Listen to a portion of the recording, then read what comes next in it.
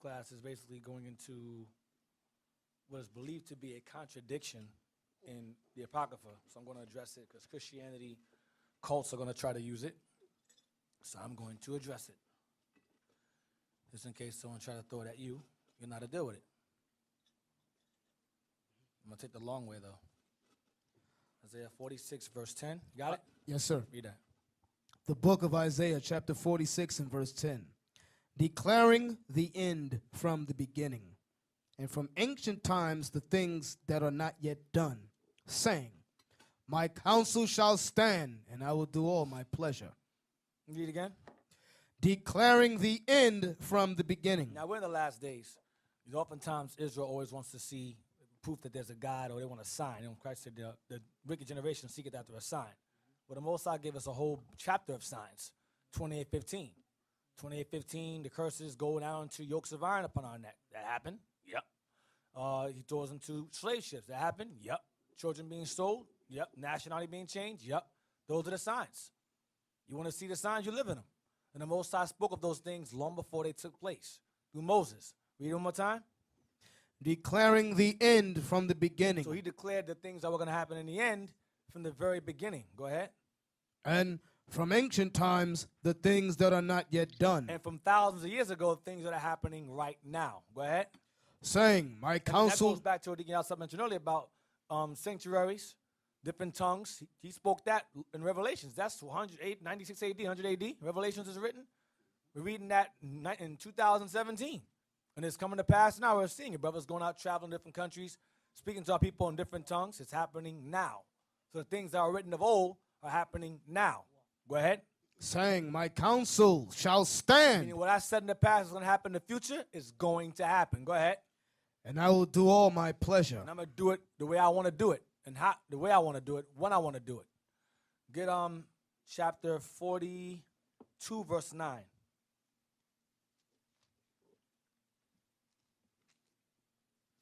Isaiah chapter 42, verse 9.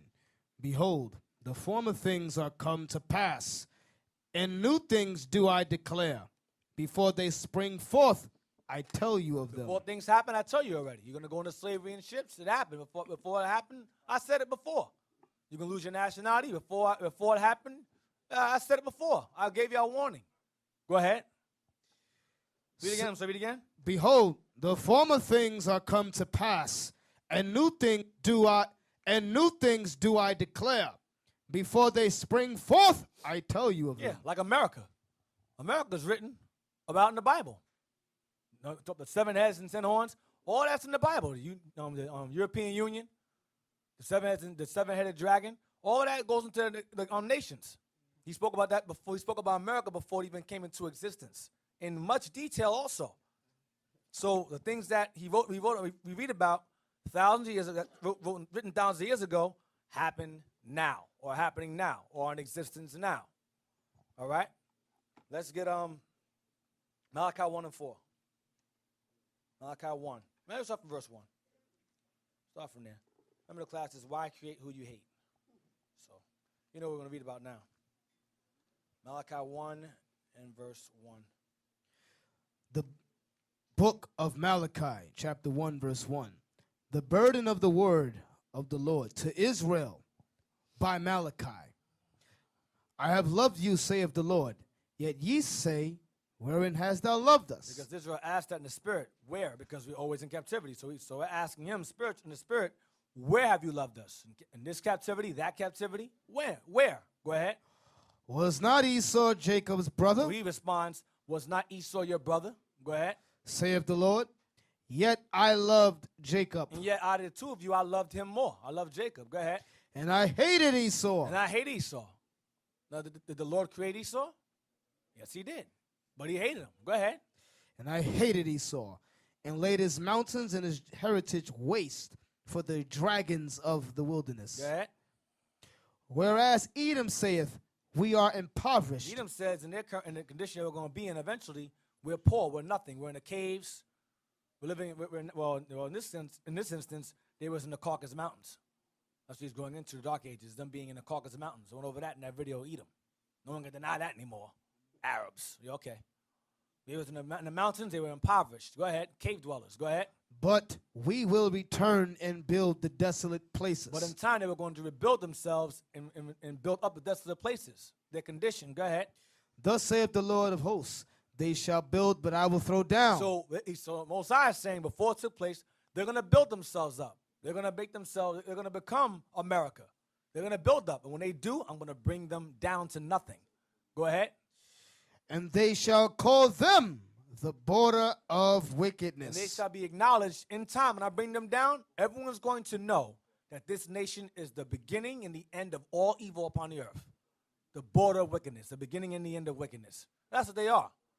That's who they are. The wicked. Go ahead. And the people against whom the Lord hath indignation forever. Everyone's going to know that this is the nation that God has always despised and will always hate forever. The people against whom the Lord has, the people, not the person, Esau himself, but his people are the people he's going to hate forever. All right? Now, so the Lord made Esau, but why would he hate something he made? He made him. Why hate him? Romans 9, verse 1. Only for a reason, because what's happening now is, I said before, I'm going to burn every Christianity project I find. What's happening now is they're trying to find a way to discredit the Apocrypha in the most pathetic way they can think of possible. So, leave no stone unturned. Romans 9, verse 1. Romans chapter 9, verse 1. I say the truth in Christ, I lie not. Mm-hmm. My conscience also bearing me witness in the Holy Ghost, that I have great heaviness and continual sorrow in my heart. For I could wish that myself were accursed from Christ for my brethren. I wish I could take upon the curses on myself rather than my whole nation take upon the curses. Go ahead. For my brethren, my kinsmen according to the flesh. Who was that? Who are Israelites. So his kinsmen according to the flesh, his brethren, are Israelites. Go ahead. To whom pertaineth the adoption and the glory and the covenants and the giving of the law and the service of God and the promises. Whose are the fathers? Read verse 4 again. It's my favorite verse. Read verse 4 again. Who are Israelites? Who are Israelites? Go ahead. To whom pertaineth. Now, let me go slow with that one. To whom pertains, means to whom belongs. Go ahead. The adoption. So the adoption of Christ dying on the cross and adopting us back to the Father, that belongs to the Israelites. That's what it pertains to. It doesn't say pertains to the Israelites and anybody else. It says pertains to the Israelites. Go ahead. To whom pertaineth the adoption and the glory. The glory goes into the kingdom of heaven upon the earth. That pertains to the Israelites. That's who glory belongs to. Go ahead. And the covenants. And the covenants, old and new, pertain to the Israelites. Not everybody. The Israelites. That's what Romans 9 and 4 is, we always, since the old school, has been the nuclear bomb of Christianity. This in itself. Just verse 4 alone is destructive. I could end class right now with verse 4. It can end right now. That's how bad this is. Verse 4 alone, because Christianity is destroyed. Go ahead. And the giving of the law. Pertain to the Israelites. Go ahead. And the service of God. The service of God are those who are servants of God. That pertains to the Israelites once again. And the promises. And the promises, which pertain to the Israelites. Go ahead. Whose are the fathers. Which belong to the fathers, now pertain to the Israelites. Every covenant from Abraham, Isaac, and Jacob passed down pertains to the Israelites. Go ahead. And of whom, as concerning the flesh, his brethren, Christ, kinsmen, go ahead, what? Christ came. Why go anywhere else? I don't understand Christianity. I don't understand. Romans 9, verse 4 and 5 is just like, it's the Bible beginning and end. Just two verses. Galatians 4 and 5. Galatians 4 and 5.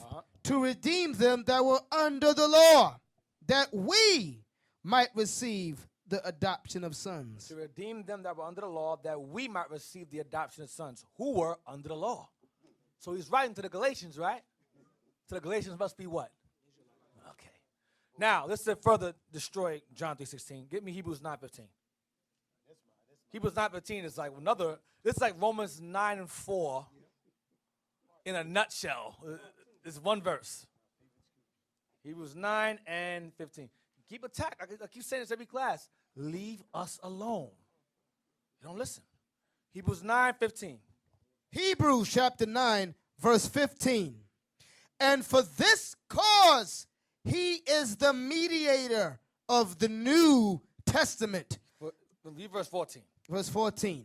How much more shall the blood of Christ, who offered the eternal spirit, Who through the eternal spirit. who through the eternal spirit offered himself without spot to God, purge your conscience from dead works to serve the living God. Those going into Christ. Verse 15. In verse 15. And for this cause he is the mediator Christ is the mediator. Go ahead. of the New Testament. So Christ is the mediator of the new as Moses was of the old. Watch this. That by means of death, That by means of his death, go ahead, for the redemption of the transgressions to redeem them that were under the law, go ahead, of the transgressions that were under the first testament, they which are called might receive the promise of eternal read inheritance. 15 again. And for this cause he is the mediator of the New Testament, that by means of death, By means of his death, the blood of Christ, go ahead, for the redemption of the transgressions that were under the first testament. so his death was for the redemption of those who were under the first testament. His death was for the redemption of those who transgressed the first testament. So when Christ died, he died for the transgressions of those who were under the first testament. So the world he so loved had to be under what? The first testament. Right, and the first testament means the first covenant. That's exactly what it means. So Hebrews 9:15 is just as bad as Romans 9, verse 1 all the way through 4. No, there's more. Go ahead. Read more. Go ahead. They which are called might receive the promise of eternal inheritance. Go ahead. Y'all saw you again. That's Romans 9 Yeah, again. To whom again. pertaineth the glory. Yep. That's the same thing. And the promises. And adoption of sons. And the adoption of sons. Eternal, what does it say? Eternal inheritance. The kingdom of heaven belongs to the Israelites. That's what that scripture just told you. Leave us alone. Romans 9. I keep saying every class so you get it. Well, not get it and get destroyed, one or the other. Romans 9, verse 6. Romans chapter 9, verse 6. Not as though the word of God have taken none effect, for they are not all Israel which are of Israel. Not all Israel is going to believe that Christ died for them or reject the Messiah, is what he's saying. Go ahead. Neither because they are the seed of Abraham are they all children. Just because you're Israel don't mean you're going to get the kingdom, is what he's saying. Go ahead. But in Isaac shall thy seed be called. Nonetheless, Israel, through Isaac, is the one who Most High chose. He chose Isaac. Go ahead. Called means the chosen. Go ahead. That is, they which are the children of the flesh, these are not the children of God. But the children of the promise are counted for the seed. So out of the children of Abraham, you had children of the flesh. Ishmael's one, Esau's another. Children of the flesh. The Lord ain't dealing with them. The promise comes to, remember it says, whose are the fathers? Romans 9. Abraham, Isaac, and Jacob. You understand? Good. So basically, when you look at that last line there, if you did not understand who the children of the flesh was, read that last line again. Neither because they are the seed of Abraham are they all children, but in Isaac shall thy seed be called. No, the thing about the flesh. That is 8. Verse 6. No, Verse 8, excuse me. Verse 8. That is, they which are the children of the flesh. Now let's say we don't understand what that means. Children of the flesh could be everybody. Go ahead. These are not the children of God. So this also saying that whoever the children of the flesh is, they are not the children of God. That's clear English. Go ahead. But the children of the promise. Once he said but, that lets you know that that's the exception to everybody else. But what? But the children of the promise. Who the children of the promise? I just told you in Romans 9 and 4. To whom pertaineth the promises? Israelites. Whose are the fathers?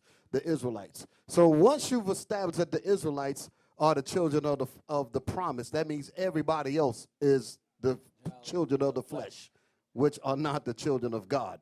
That's plain English. Christianity and their churches need to close up. Just close the doors. Go ahead. But the children of the promise are counted for the seed. Children of the promise, who the promise pertains to, are counted for the seed. Go ahead. For this, but the children of the promise are counted for the seed. Uh-huh. For this is the word of promise. Now he's going to explain to you what the promise was. Go ahead. At this time will I come, and Sarah shall have a son. The Lord sent angels and told Sarah and Abraham, you guys are old, but you're going to have a son. Because they already had Ishmael already through Hagar. They said, yeah, but that's not the child we're dealing with. The child that we're promising you now will be the child that we're going to deal with. What the Most High is going to deal with. That's the promise. Go ahead. And not only this, And not only Sarah, go ahead. but when Rebekah also had conceived by one, even by our father Isaac. Even by our father Isaac. Our father Isaac. Go ahead. For the children being not yet born, neither having done any good or evil. So read verse 11 again. 11 again. For the children being not yet born, Children not yet even born yet. Go ahead. neither having done any good or evil, Didn't do anything wrong. Neither one. Go ahead. that the purpose of God according to election might stand. The Most High will have one he elects and one he rejects. Even before they were born, he said, I'm going to have this one I'm going to like. This one I'm not going to like. Go ahead. Not of works, Not of what they did and do anything wrong. Go ahead. but of him that calleth. But according to the election, who he chooses. Remember I said earlier, God does what he pleases. Isaiah 48 and 10. I make who I want and 46 and 10. I make who I want and I make, if I want to hate him, I want to hate him. If I want to love him, I want to love him. I do what I want to do. I make who I want to make. No one tells me nothing. That's what he's saying. Do as his own pleasure. Don't question what I do. We're going to read it. It's going to say it as we go down. Go ahead. Verse 12, it was said unto her, the elder shall serve the younger. Go ahead, read again. It was said unto her, the elder shall serve the younger. Uh-huh. As it is written, Jacob have I loved, but Esau have I hated. Now, what I like about this verse is because what you'll have Christianity cults do is they'll say Esau died off. Now, I'll tell you why they say this. And it's fun. I like it. It's fun when they say it. It's fun because they'll say that because they know that out of the entire Bible, there's one nation that God condemns from the very beginning to the very end of the book. Condemned. So, and he says he hates them. Not only written once, he hates them written 3 times. You read it in Malachi. You read it in Jeremiah, Obadiah. All those, Isaiah. Every prophet speaks doom concerning that nation. Condemnation throughout the entire book. The Apocrypha too. So, if God loves everybody, and there's one nation that exists that he doesn't like, then God doesn't love everybody. So what must we do? Oh, here's an idea. We'll say he's gone. Then that gives everybody else a chance. No, he's not gone. Because if he was gone, Paul wouldn't have mentioned him. There'd be no reason to mention Esau being hated if Esau was no more. Because Israel, God loves. And Israel still existed at that time. That's why he mentions he loves them, because they still were around at that time. And he's saying, even now, through Paul, I still love you. And I still hate Esau, because he's ruling over you as the Romans. But Paul couldn't say that. Paul said he hates Esau. He loves Jacob.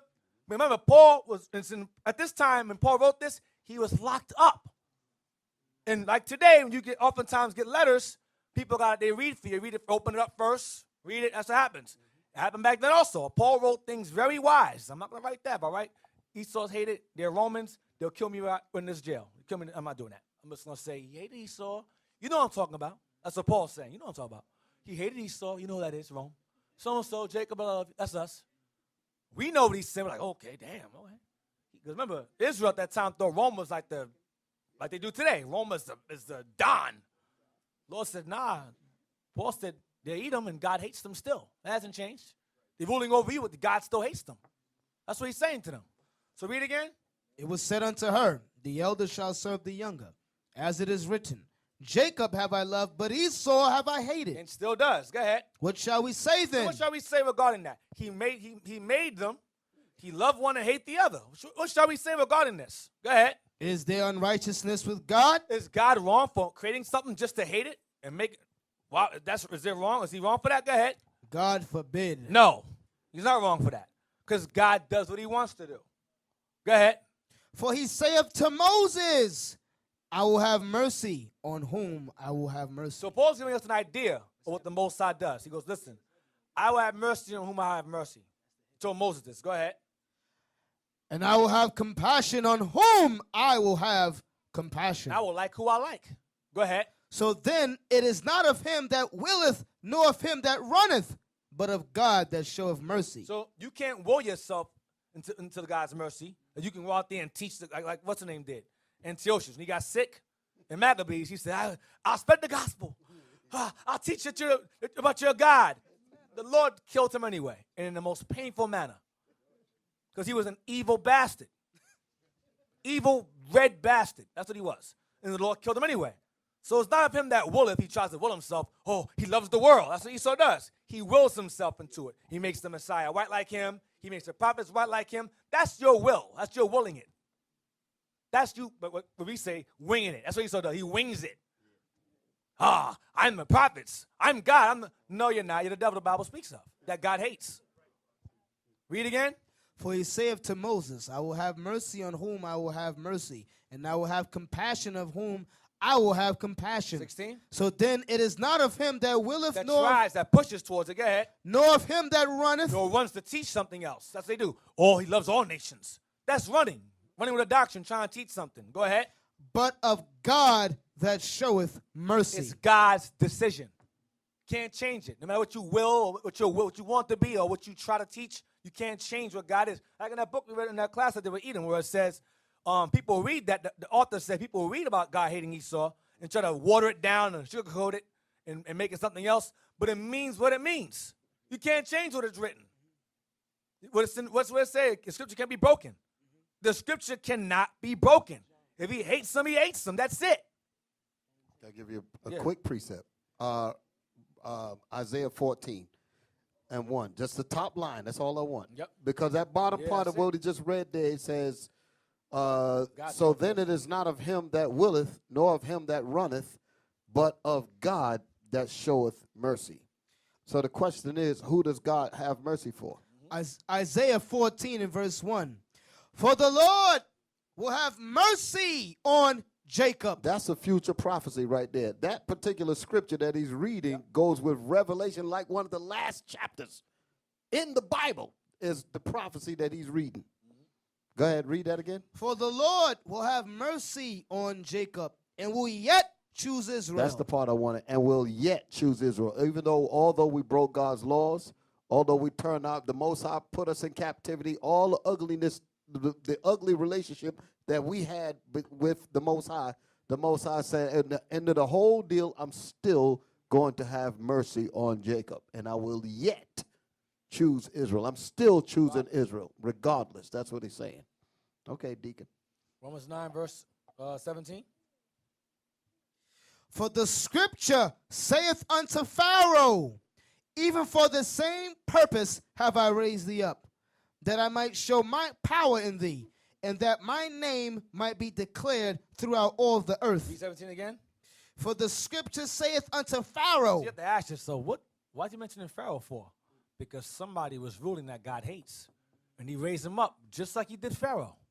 But Paul's not saying who. But those who read it, the Israelites that he wrote to understood what he was saying. That's like us in this room don't understand what he's saying. Now, he don't read this and go, oh, yeah, he's talking about Pharaoh in Exodus. No, he's not. He's talking about the modern Pharaoh of that time. What's he talking about? Read again.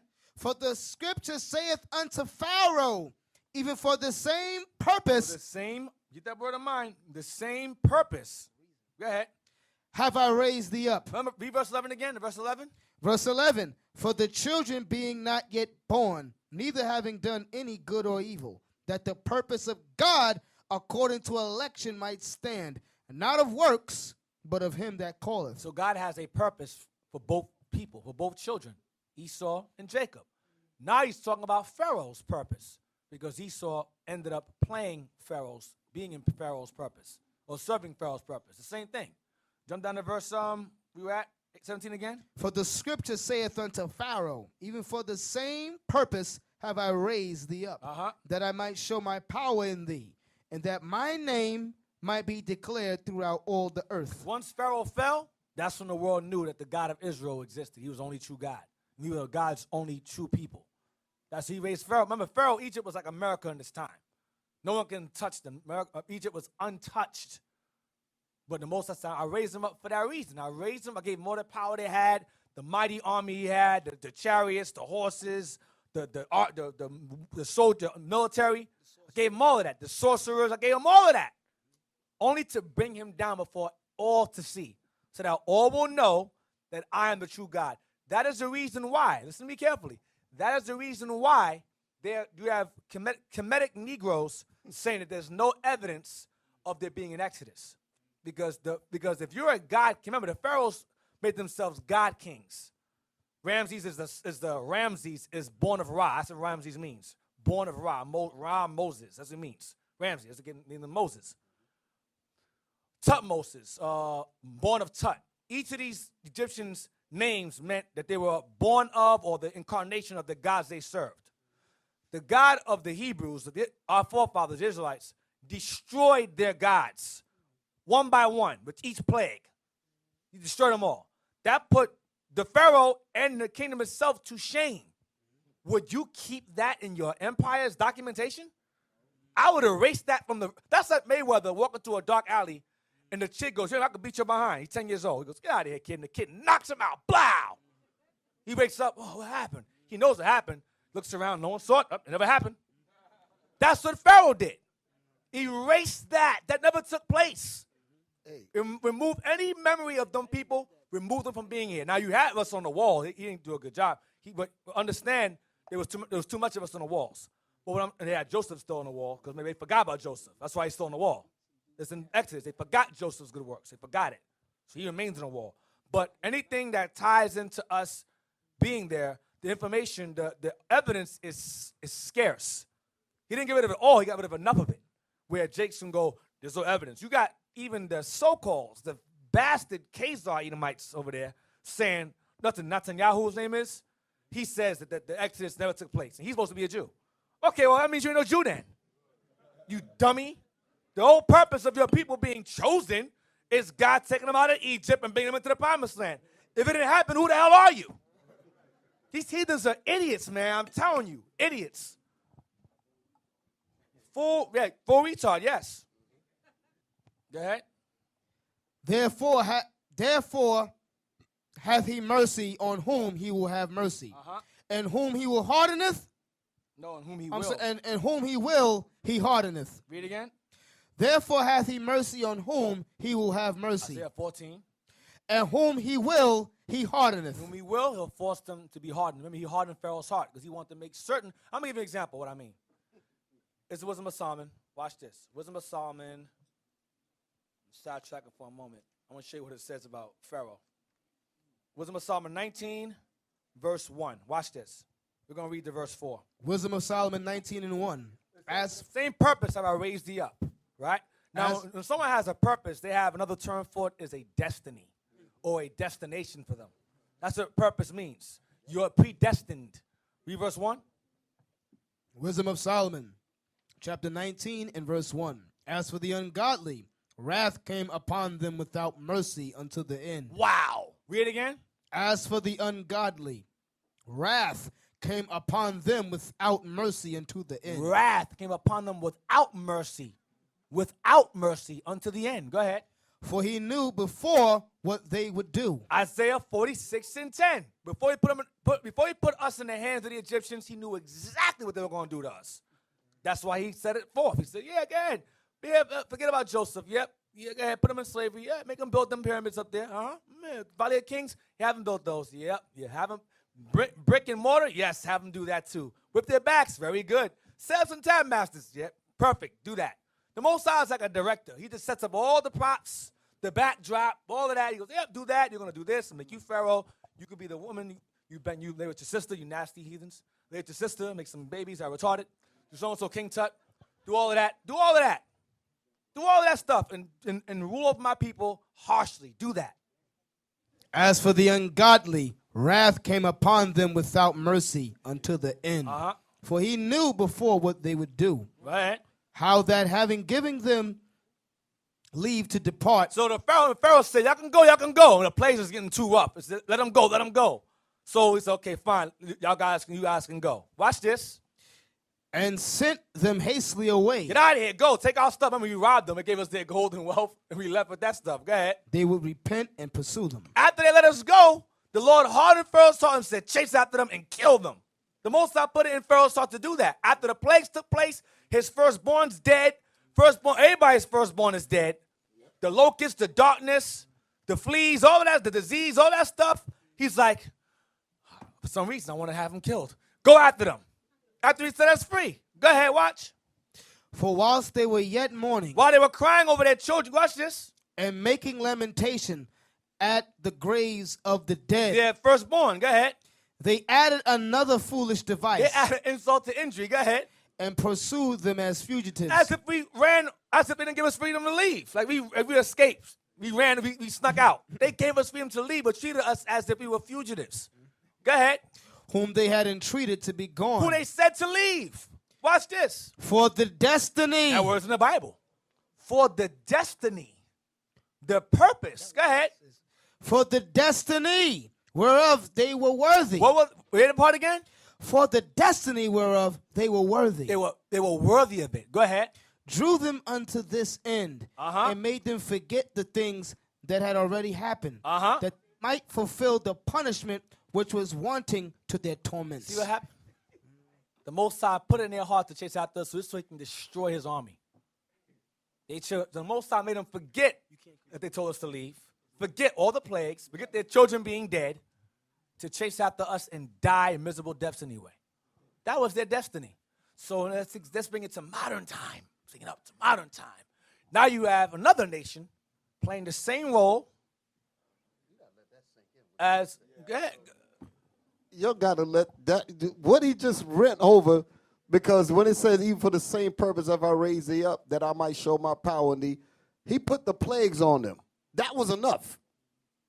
Listen, let them go. Get them the hell out of here. Most High said, no, that ain't enough. No, I'm going to harden your heart, make you mad. Go after them, because I'm not done with you yet. Although I killed your children, put flies on you, lice. They're hearing strange apparitions in the darkness. Boils. He tore they behind him. He said, that ain't enough. He said, no, I'm going to make you forget all about that. Go after them, because I want to do the grand finale. Read verse 5 is going to say it. There's a grand finale. And that thy people might pass a wonderful way. Through the Red Sea. Moses opened it up, and we walked right through there. Go ahead. But they might find a strange death. But they found a strange death. Because they went through there thinking they're going to get us. You understand? We're walking through there in darkness. Remember, it's dark. The light gave us where to see. The chariot was ahead of us where we could see. Remember, you're in the middle of the ocean. It's dark down there, deep. We're walking on the sea floor. We're walking. Pharaoh's, get him! And the chariot's running down, chasing after us. Yeah, get the niggas, get them. Yeah, Negroes, get them.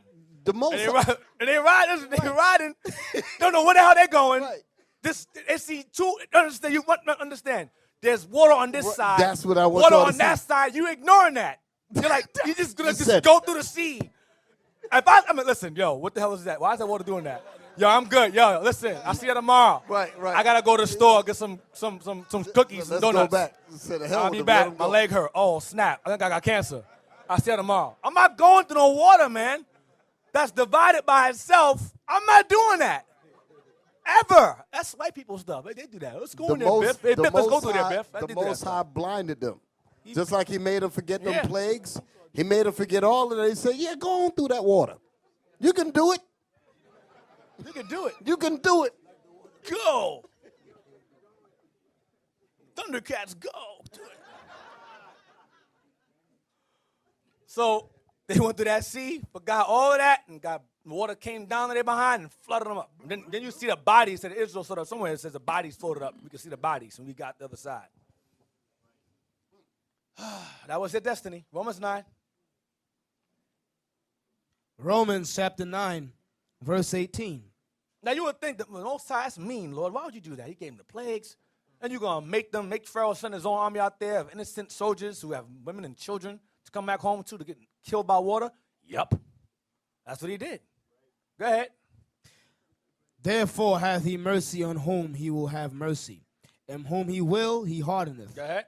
Thou wilt say then unto me, why doth he yet find fault? So why does God find fault with them if he puts it in their mind to go against them?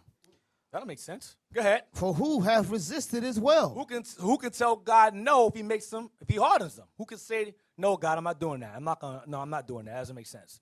No man can tell God no if he tells him to do something. The Most High moves your heart the way he wants to move. Verse 19, thou wilt say unto me, why doth he yet find fault? Because he killed Pharaoh and them, but chasing after us. But he told Pharaoh to chase after us. Go ahead. For who hath resisted his will? No one. Go ahead. Nay, but, O man. No, but oh man, go ahead. Who art thou that repliest against God? Who are you to question what I do? I do whatever the hell I want to do. Go ahead. Shall the thing formed say to him that formed it, why hast thou made me thus? No, it cannot. The man, we have a potter, he forms into a vase, how you pronounce it. You can't tell him what the bowl can't ask him, why you make me into a bowl? Why you make me into a car? You can't ask nothing. It's molded, it's merged, it's made that way. That's it. There's no questioning why it was molded. That's what he wanted to be a bowl. It's a bowl. He wanted Pharaoh to be hardened and not be hardened anymore. That's what he did. He does what he wants to do for the purpose. Go ahead. Hath not the potter power over the clay? Yes, he does. Go ahead. Of the same lump to make one vessel unto dishonor? To make one vessel unto honor and another unto dishonor? Now he's taking us back to those two special sons earlier. Read the verse again. Hath not the potter power over the clay? Of the same lump. Who's the lump? Who knows who the lump is? Don't call out. Who was the lump? I know you know, bro. On new hands. Who was the lump he's referring to? He didn't leave the context, regarding those boys. He's still talking about them. I hear the answer. Just for saying that. Yeah. Isaac. Thank you. Isaac is that lump. Read again. Hath not the potter power over the clay? Yes. Of the same lump. Of the same lump of clay. Go ahead. To make one vessel unto honor. So out of that one lump, he made one vessel to honor. Go ahead. And another unto dishonor. So this goes into one he loved and one what? He's going into the same thing. He hasn't changed. I will have mercy whom I have mercy. I have compassion whom I have compassion. I will harden one and I will love the other. Go ahead. What if God, willing to show his wrath and to make his power known, endured with much long suffering the vessels of wrath fitted to destruction? Whoa. Read 22 again. What if God, willing to show his wrath? Remember, in Wisdom of Solomon 19, it said, as for the ungodly, wrath came upon them without mercy until the end. So he's saying the same thing regarding the Pharaoh of Paul's time. What if God did what? Read again. What if God, willing to show his wrath, His destructive power, go ahead, and to make his power known, like he did with Pharaoh, his name to be declared throughout all the earth, which is back in verse 17, go ahead, endured with much long suffering, had much patience to endure, who? Go ahead. the vessels of wrath fitted to destruction. What does fitted to destruction mean? Don't call out. What does fitted to destruction mean? The vessels of wrath fitted to destruction. Let's see. Bro, I called him already. I also called him earlier. To the back. Stand up. All the way in the back. Yep, you. Yes. No. Pass up. Not you. Pass on you. Yeah. I'm going to go with names. I'm just like you and who and him. Shalom, Uriah. It was okay. made to be killed, made to be destroyed. Who? Esau. That's right. Made to be destroyed. That's their purpose. That's the only nation in the Bible promised no mercy from God whatsoever. Condemned from beginning to their end. From their beginning to their end, they're condemned. I'm going to show y'all the Lord hardening Pharaoh in this time. 2 Ezra 13:29. Remember, they said, let them go. Then they chased us as fugitives, pursued after us to kill us, after letting us go. 2 Ezra 13:29. I'm going to show you Exodus playing out a second time. 2 Ezra chapter 13, verse 29. Behold, the days come when the Most High will begin to deliver them that are upon the earth. That's when angels come and take us up in the chariots. That's our deliverance. No longer, not Moses. This is a greater Exodus, like it says in Jeremiah, a greater Passover. Go ahead, watch this. And he shall come to the astonishment of them that dwell on the earth. Because no one's ever going to think that a black man's going to come out that sky and save more black and Hispanic people. That's impossible. Well, to the ignorant, because those to the elite, they know. They understand. So they got the Star Wars program, them space age. They know what's coming. But the dimwits and the dunce caps on the earth, Black Messiah, you guys are waiting for him forever. They're going to be astonished. And all the other hateful, prideful heathens as well. They're going to be astonished. Read again. And he shall come to the astonishment of them that dwell on the earth. And one shall undertake to fight against another. Because there'll be a war among the nations at this time. We got World War III going on. Go ahead. One city against another, one place against another, one people against another, and one realm against another. And that's nation against nation, kingdom against kingdom. Go ahead. And the time shall be when these things shall come to pass, and the sign shall happen which I showed thee before. And then shall my son be declared. My what? My son be declared. Everyone's going to know I have a son. Go ahead. Whom thou sawest as a man ascending. Whom you saw as a man flying. Flying. Not Superman. Christ flying. Real quick, give me Google 2nd Esdras. Watch this. Google 2nd Esdras real quick. Yeah, go to Wikipedia. That's fine. That's all Power 1. Now look at the symbol. Look at the picture it has on the side. That's the eagle that Ezra saw. With all those wings. That's about Roman America. It says Esdras is the name of the apocalyptic book in many English versions of the Bible. What we want is the fact that it says it is an apocalyptic book. I mean, it is a last days book. It's prophesying things to come in the last days. That's all I want, really. That's all I want. An apocalyptic book in many English versions. It's period, because it's part of the Bible. But it says an apocalyptic book in many English versions of the Bible. And click the picture right there. The triple-headed eagle, that's the eagle he saw. That was the eagle he's talking about in Daniel. Right. That's in Daniel. Daniel didn't see this. And remember, each beast had an animal. You had Babylon had the lion, Persia had the bear, Greece had the leopard, and Rome had the eagle. But Daniel, the Most High didn't show Daniel the eagle. He showed Ezra more than Daniel regarding that, and he showed Ezra the symbol of the fourth beast, which would be the eagle. Let's get it. 2nd Ezra 12 and verse 9. 2nd Ezra chapter 12 and verse 9. Read the verse 11. For thou hast judged me worthy to show me the last times. That's why it's called the apocalyptic book. He showed Ezra the last times, the last days. Go ahead. And he said unto me, this is the interpretation of the vision. Watch this. The eagle whom thou sawest come up from the sea, like all the other animals did, beasts did. Go ahead. Is the kingdom which was seen in the vision of thy brother Daniel. Go ahead. But it was not expounded unto him. He didn't see an eagle. He just he knew of a fourth beast, but didn't know it was an eagle. Go ahead. But it was not expounded unto him. Therefore now I declare it unto thee. I declare it unto you, which hasn't happened yet, because Rome didn't rise during Daniel's time or Ezra's time. Rome came 400 plus years after Ezra. 400 years later. So Ezra wrote the 12 feathers of that same three-headed eagle, and those 12 feathers are the 12 Caesars of Rome. Ezra knew them by name. He knew who they were before Rome even came on the scene. This is Persian captivity. So you got Greece, the rest of Persian captivity, the rest of it, then Greece. But he wrote about Rome. So they call it the apocalyptic book, because Ezra wrote down things that man should not have known at that time at all. Isaiah mentioned Cyrus by name. Now, Isaiah was written 150 years before Cyrus was even born. So how did he get his name? Who gave it to him? Isaiah named him Cyrus. Just verbatim, Isaiah 45 named him as Cyrus. This Bible's a problem. It's a true problem, especially when you understand it.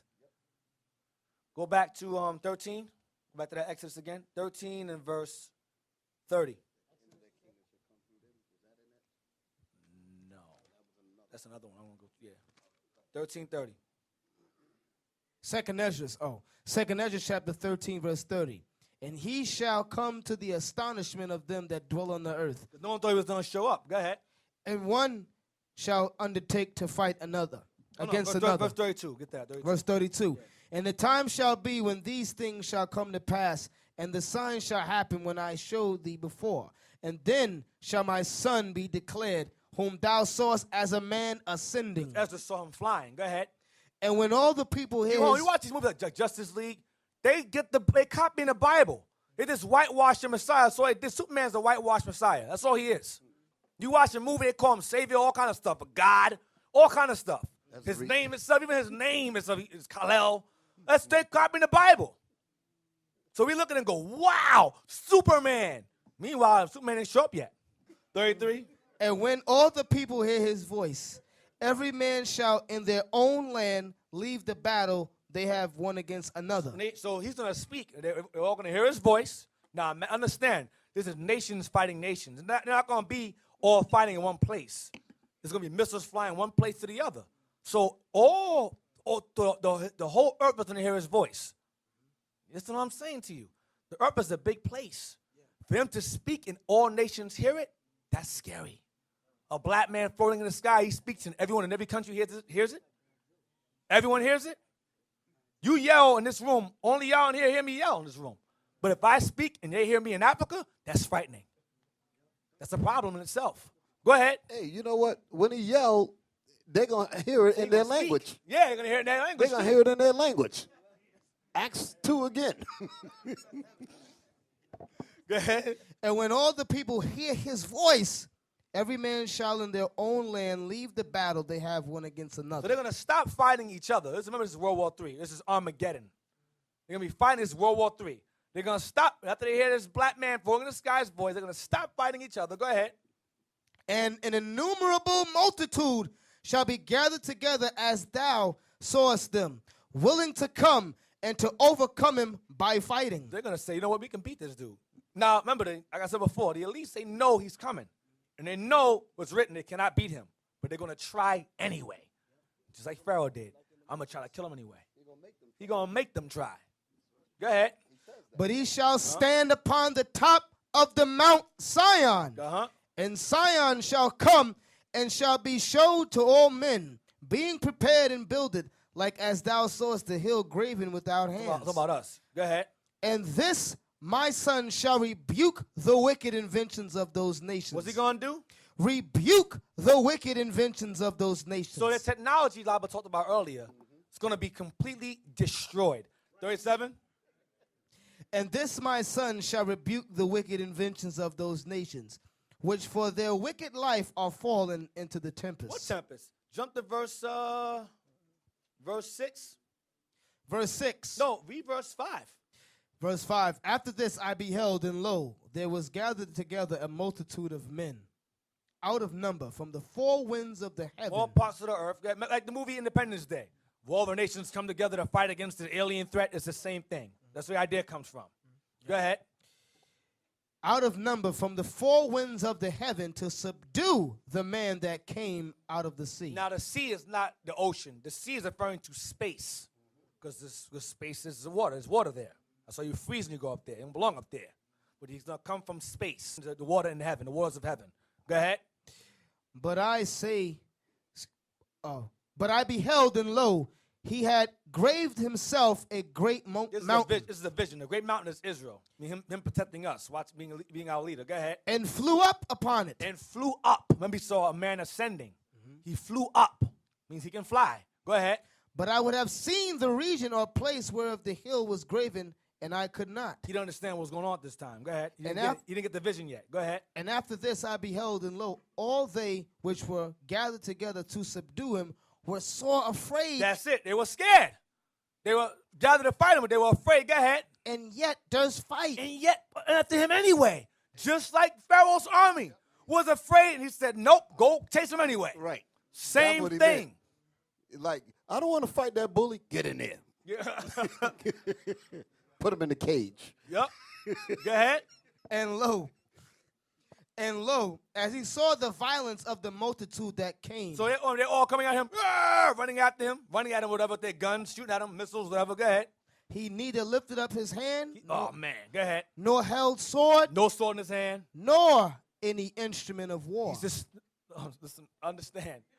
You have millions of thousands of people shooting at you, bullets, missiles, whatever, grenade, whatever, lasers, whatever they have. He's standing there. Lift his hand, no weapons, just stands there. They're running towards him. Go ahead. So Ezra's seeing. Remember, like Ezra's there. He's seeing this. Like the movie, holograms. Like the Matrix. Like the Matrix, like the program. Right, exactly. Just smacking the hand away. He's standing there. Go ahead. But only I saw that he sent out of his mouth, All he did was open his mouth. Go ahead. as it had been a blast of fire, and out of his lips a flaming breath, and out of his tongue he cast out sparks and tempest. Now, an example of that is Thor. Part 1, Thor, the machine that shot that thing out of space.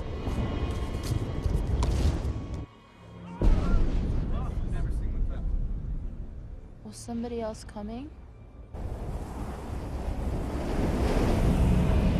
Is that one of Stark's? I don't know. Guy never tells me anything. Hello! You are using unregistered weapons technology. Identify yourself. Here we go. Incoming!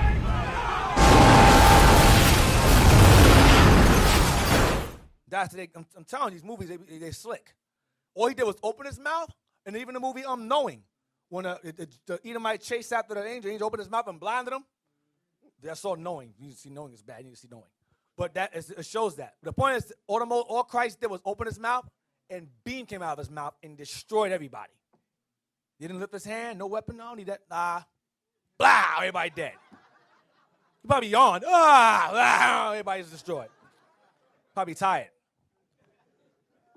Competition. I killed everybody. Damn, that fast. Yeah, with his hand. Go ahead, 11.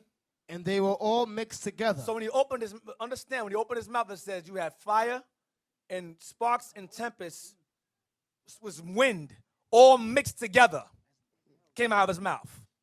Different elements, fire, wind, and tempest, came out of his mouth and killed everybody. Go ahead.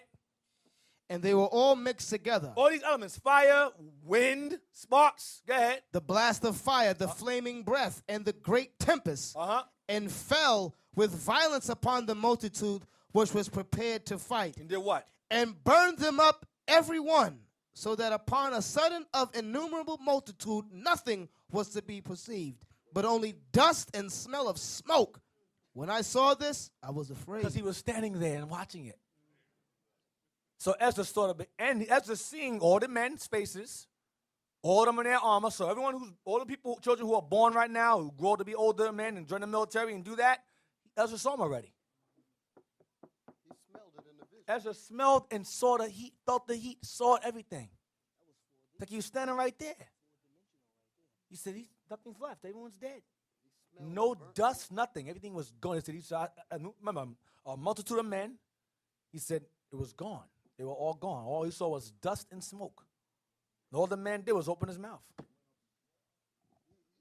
Y'all got to meditate. Just think of 5,000 men coming to kill you, just you. Then all of a sudden, they're gone, and the only thing you smell is burnt flesh. What would that do for your brain? And you got to understand, it wasn't just the men that got burned. Their weapons are gone, too. There was no tanks. Helicopters, jets, that's gone. That's done. The guns, the lasers, whatever they have, nanotechnology, the little nano, whatever, gone. Nothing. Bones, nothing. Nothing's there. No boots, nothing. Gone. All you saw was smoke and dust.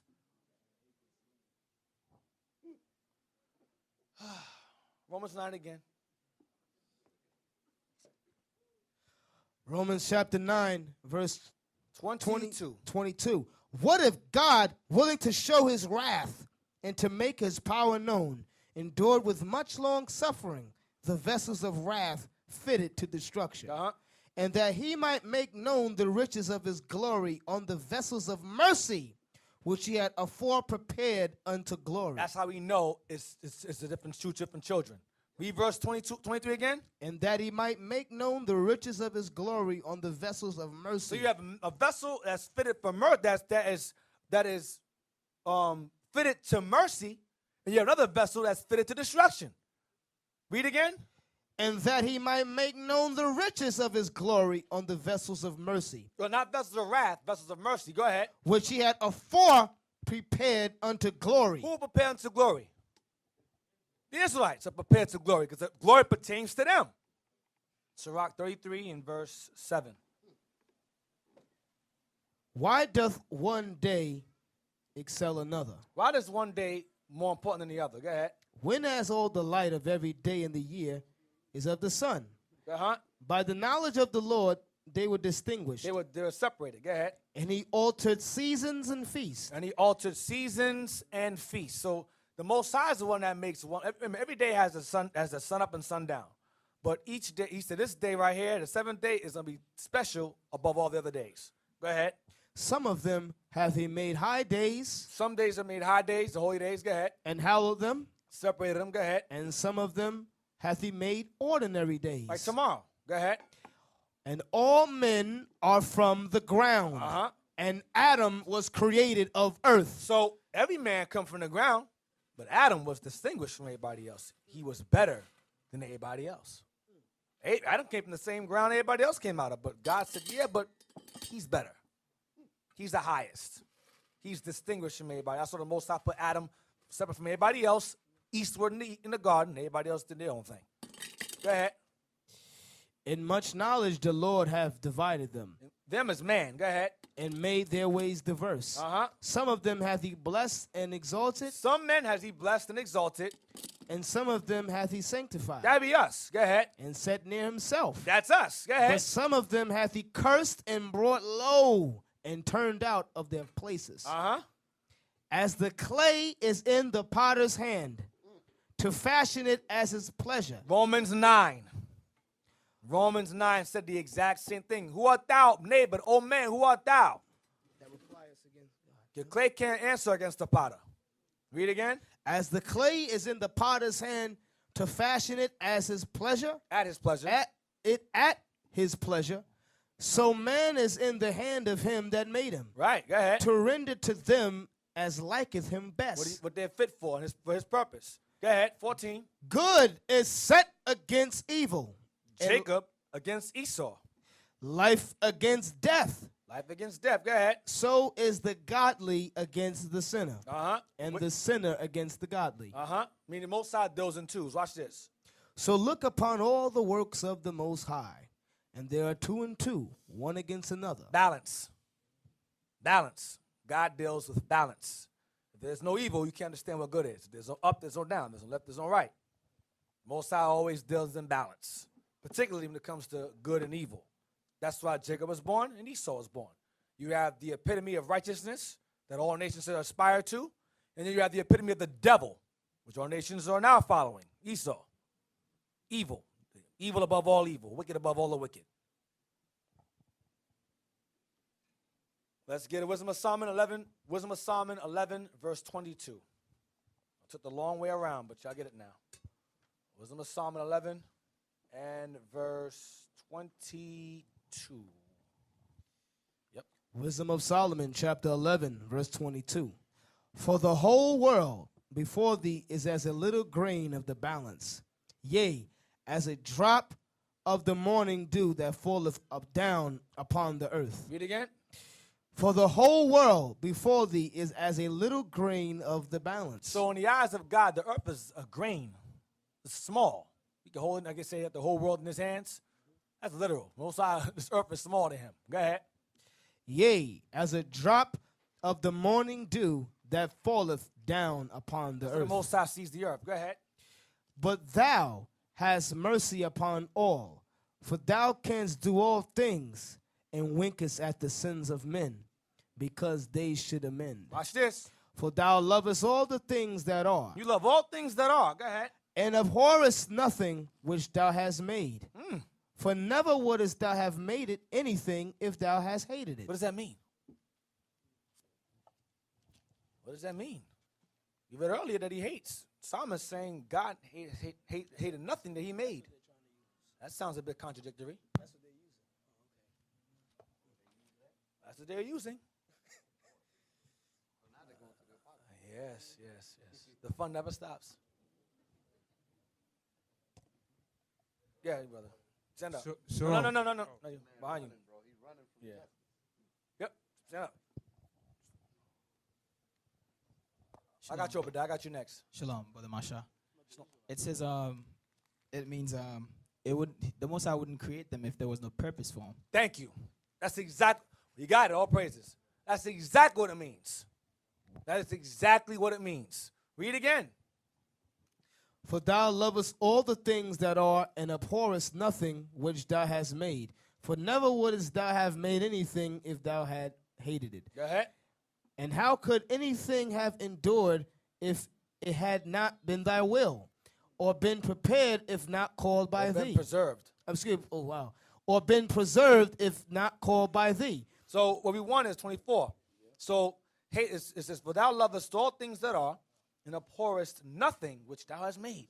For never wouldest thou have made anything if thou hast hated it. Let's get chapter 12, verse 5. Wisdom of Solomon, chapter 12, verse 5. No, wait. I want that. Let me see. No, we'll start from verse 3. No, 12, verse 2. Verse 2. I'm gonna skip. Matter of fact, no. Get Genesis 1:31. Genesis 1:31 first. Then we'll go back to that. Genesis 1:31. Genesis chapter 1, verse 31. And God saw everything that he had made, and behold, it was very good. It was what? Very good. No, he despised it. Very good. It was very good. Why? Because it was made according to what? His purpose. That's right. Wisdom of Solomon 12. I'm giving you an example of purpose. Wisdom of Solomon 12 and verse 2. We're going to go a chapter over. Now, why they use Wisdom of Solomon 11:24, I don't know, because chapter 12 kind of clears it up, but whatever. 12 and 2. Wisdom of Solomon, chapter 12, verse 2. Therefore chastenest thou them by little and little that offend, and warnest them by putting them in remembrance wherein they have offended, that leaving their wickedness they may believe on thee, O Lord. For it was thy will to destroy by the hands of our fathers both those old inhabitants of thy holy land. So verse 2 is referring to the Most High. He will occasionally chastise us to remind us to stay in his commandments. You know, like a father beats their child and they do something wrong. They spank them to remind them, listen, don't do that. The Most High will do the same thing to us. Read verse 2 again.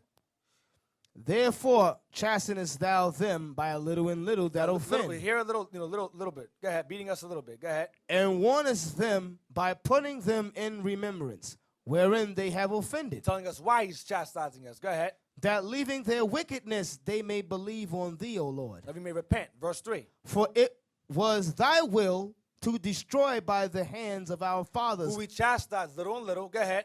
Both those old inhabitants of thy holy land. So it was thy will, his purpose for these nations. Why remember, we read that the land of Canaan was promised to Abraham, right?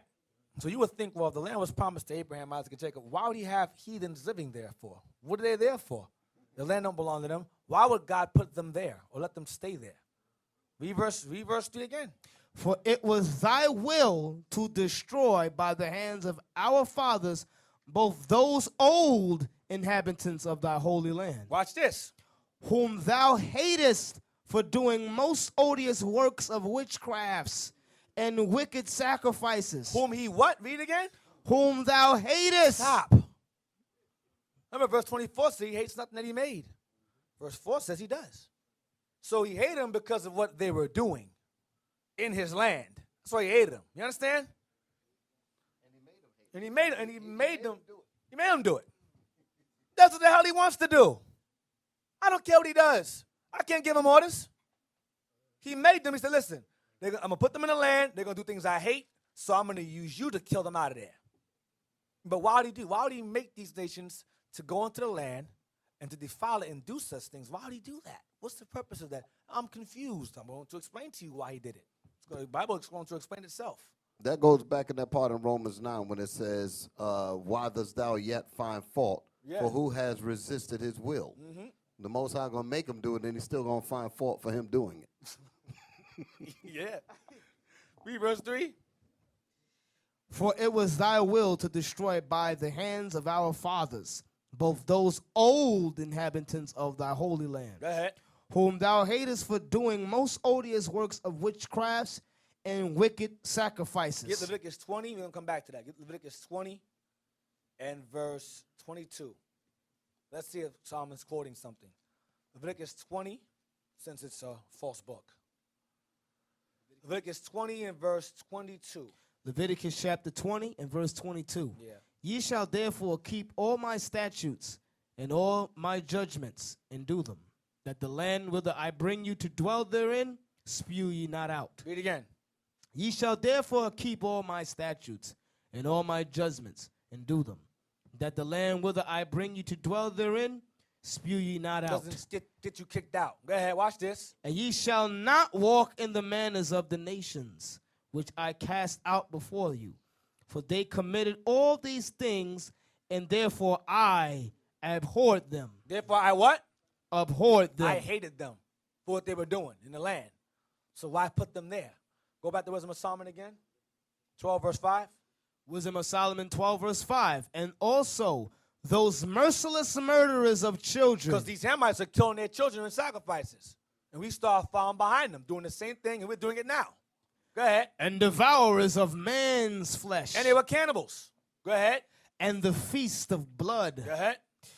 With their priest out of the midst of their idolatrous crew, and the parents that killed with their own hands souls destitute of help. Killed their own babies. Hold on. Read on. That the land which thou esteemest above all other. So that land is the most esteemed land above all other lands. Go ahead. Might receive a worthy colony of God's children. That might receive a worthy colony of God's children. Not all people. God's children belong in that land. Nobody else belongs there.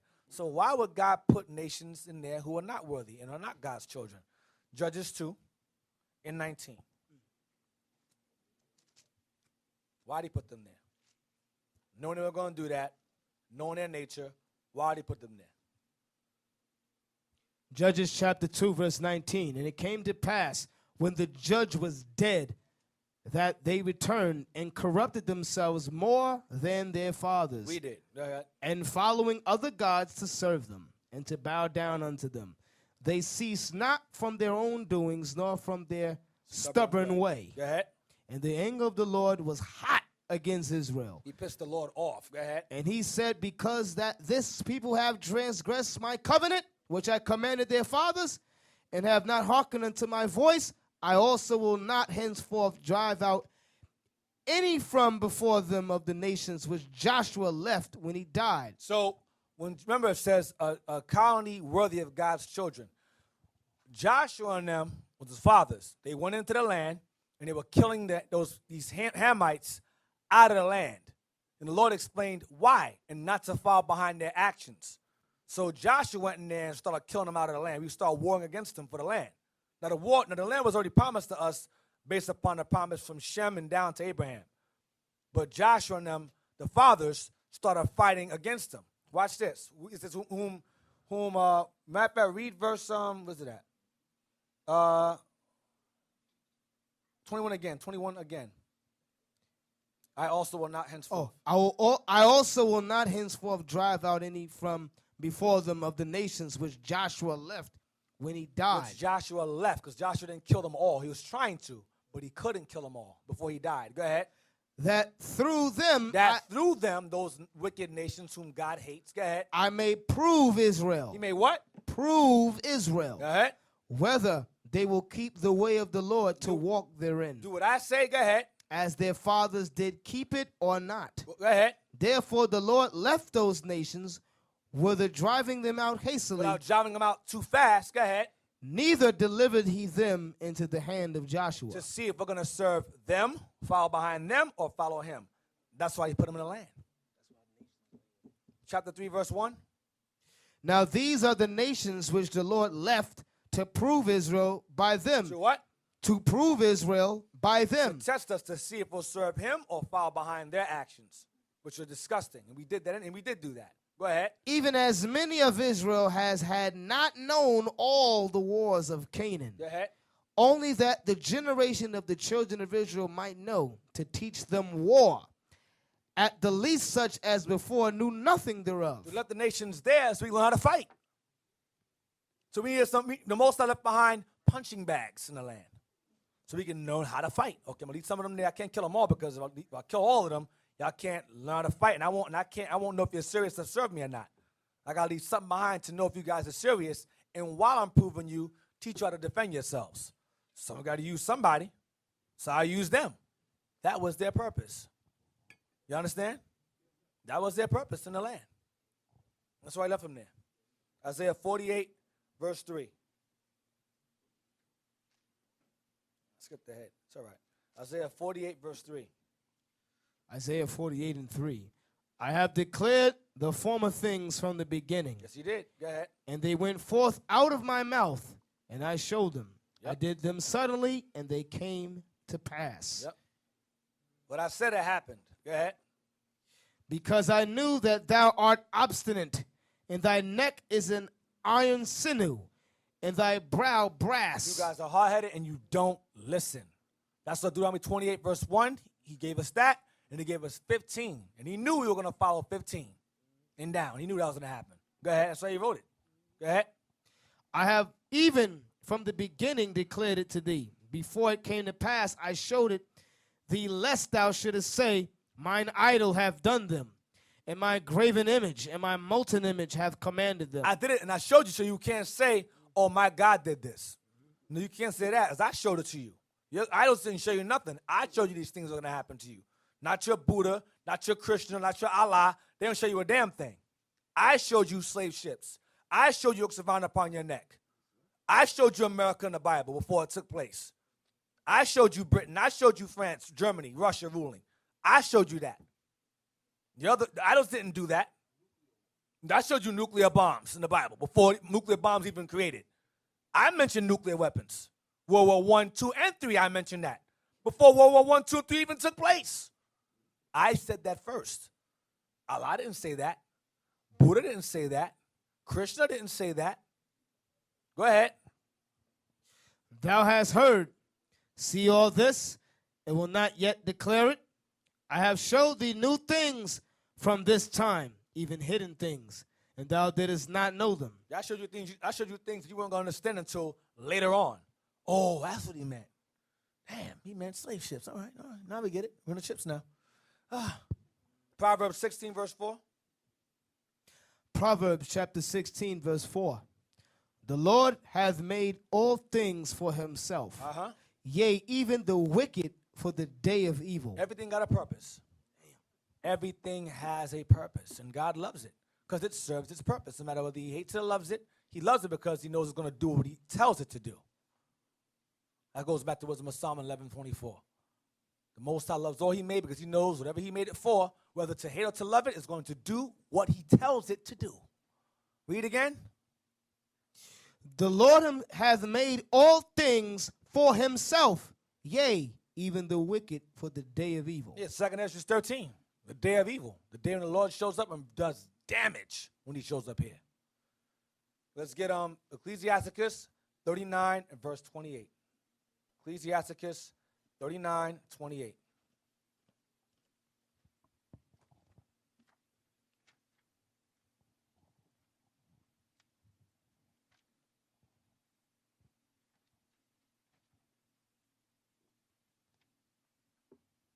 Ecclesiasticus chapter 39, verse 28. There be spirits that are created for vengeance. There are spirits that are created for vengeance.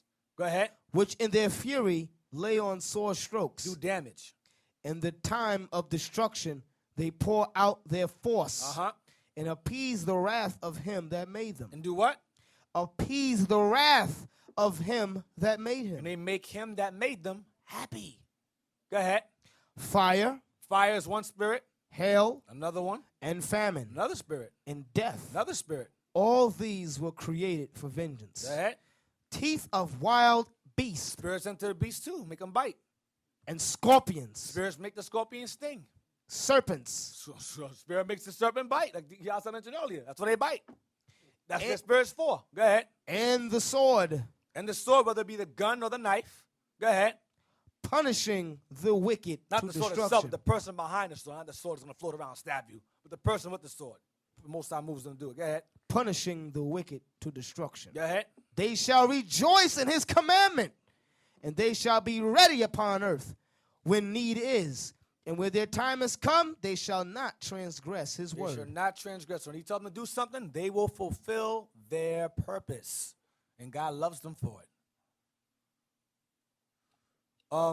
Read on. Keep going. Watch this. Keep going. Therefore, from the beginning I was resolved and thought upon these things and have left them in writing. Watch this. All the works of the Lord are good. All the works of the Lord are good. Now, he mentioned the bad things in 29, 28, and down. He goes, all those things are good because they do what God tells them to do. Solomon understood that.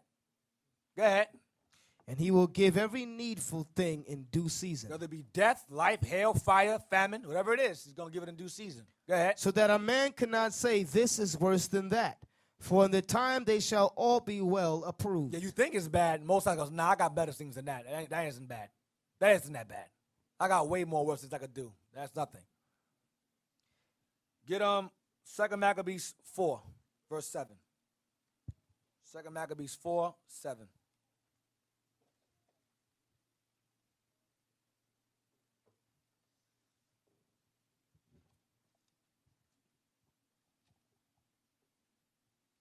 Second Maccabees 4 and 7. But after the death of Seleucus, when Antiochus called Epiphanes, took the kingdom, Jason, the brother of Onias, labored underhand to be high This is priest, the coon of coons. Go ahead. promising unto the king by intercession 360 talents of silver, and of another revenue 80 talents. So he wanted to underhand. He was trying to undermine his brother Onias. He wanted to be priest instead of him, high priest he was a Levite. Sorry, Laba. It's all right. He wanted to be priest over Onias. All right, go ahead. And he wanted to pay the Greeks off. Go ahead. Besides this, he promised to assign 150 more, if he might have license to set him up a place for exercise and for the training up of youth in the fashions of the heathen, Sports. and to write them of Jerusalem by the name of Antiochians. Jets, Broncos, Yankees. You get the message. Bulls. Same thing. Go ahead. And that's what it says from their youth up. The kids will put the kids in there. They train them up to be the best athletes. That likewise amongst us today. Same thing. You have little league, junior league, whatever. Same thing again. Go ahead. Which, when the king had granted, and he had gotten into his hand the rule, he forthwith brought his own nation to the Greekish So fashion. this dude was so hungry for power that he got his people basically involved in Greek fashions, Greek sports, Greek lifestyles, all to be head Negro in charge. That was his whole purpose. A coon. Go ahead. And the royal privileges granted of special favor to the Jews by the means of John the father of Eupolemus, who went ambassador to Rome for enmity and aid. He took away and putting down the governments which were according to the law, he brought up new customs against the law. The same dude, Jason, brought up customs that were against the law. Go ahead. For he built gladly a place of exercise The gymnasium, place to be naked. Go ahead. under the tower itself, and brought the chief young men under his subjection and made them wear a hat. That hat will be the hat of Hermes. The hat of Hermes will be what Flash has. You have the little wings on the side and the disc. You have the Greek god Hermes, the messenger god. He's under this. You have the god Nike. Some of y'all got that on your sneaker, the check sign, the god of victory and sportsmanship and so forth. Nike, it's all the same.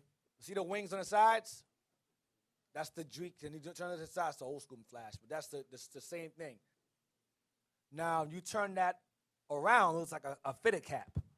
On top of that, what they did was over time, they took the wings off and shrunk it smaller. Then it became, later on, became known as a yarmulke.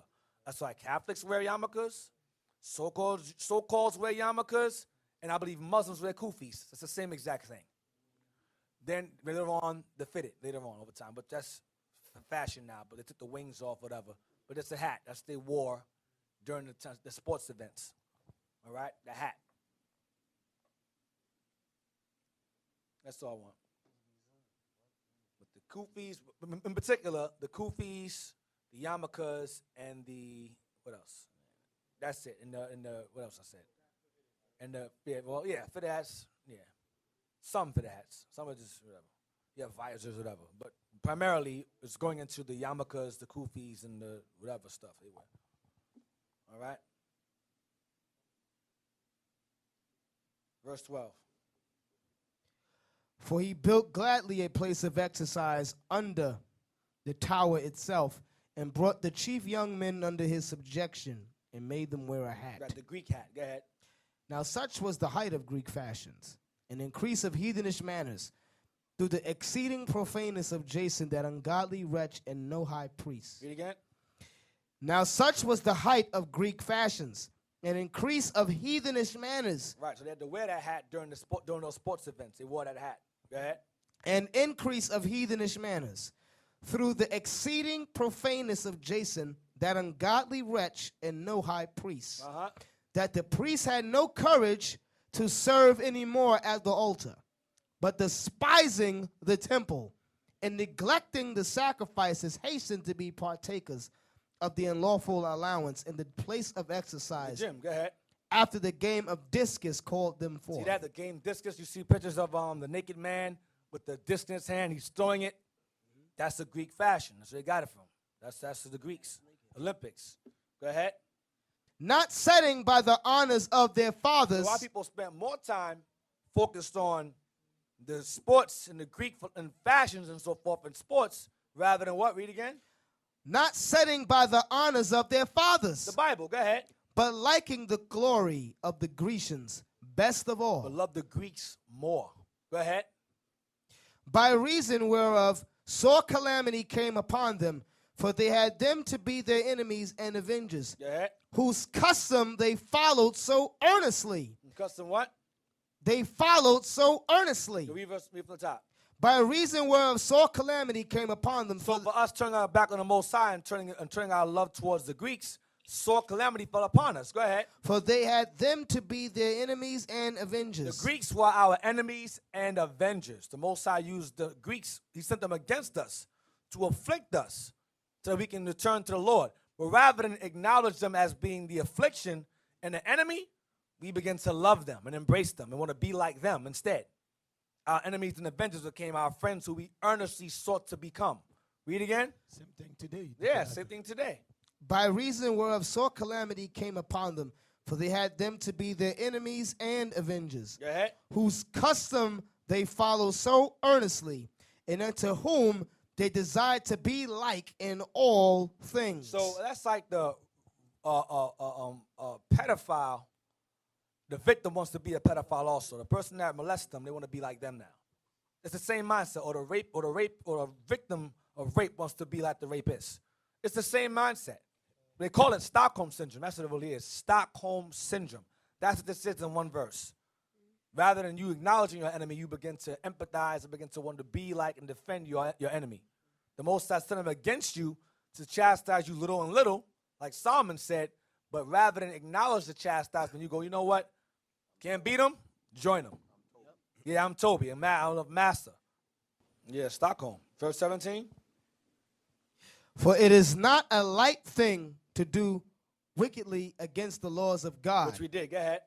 But the time following shall declare these You things. read later on, bad things happen to us way after this. Worse things happen to us for doing that. The Greeks did horrible things to us, and the Greeks are Edomites. Psalm 44, verse 14. Remember, it said, the Most High them be our enemies and avengers.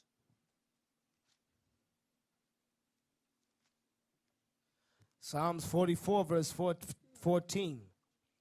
Thou makest us a byword among the heathen, a shaking of the head among the people. Yeah, disgrace. Go ahead.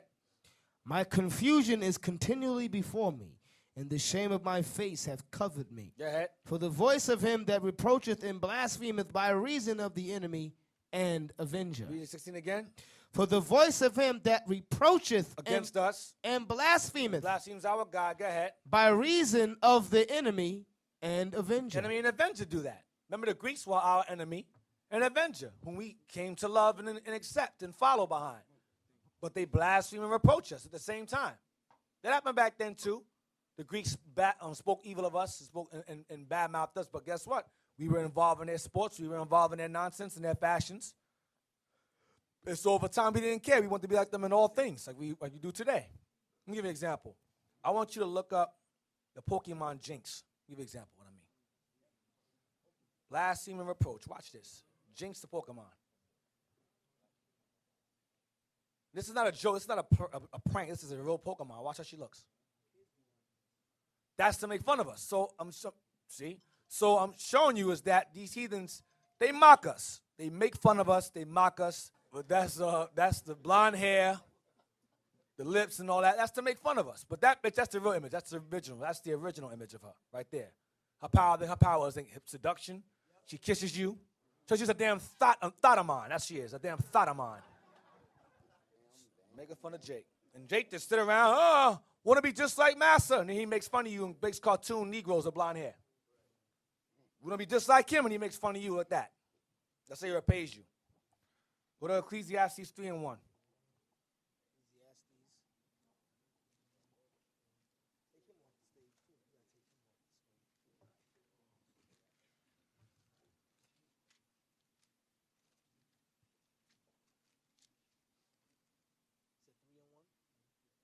Ecclesiastes 3:1. Yeah. To everything there is a season, and a time to every purpose under the heaven. A time to every purpose under the heaven. Go ahead. A time to be born, and a time to die. A time to plant, and a time to be plucked up that which is planted. A time to kill, and a time to heal. A time to break down, and a time to build up. Everything has a time and a purpose. Go ahead. A time to weep, and a time to laugh, and a time to mourn, and a time to dance. A time to cast away stones, and a time to gather stones together. A time to embrace, and a time to refrain from embracing. Every time, there's always time for certain things, and there's not a good time for certain things. Go ahead. A time to get, and a time to lose. A time to keep, and a time to cast away. Verse 8. A time to love, and a time to hate. Stop. People bypass that verse a lot. There's a time to love, and there's a time to hate.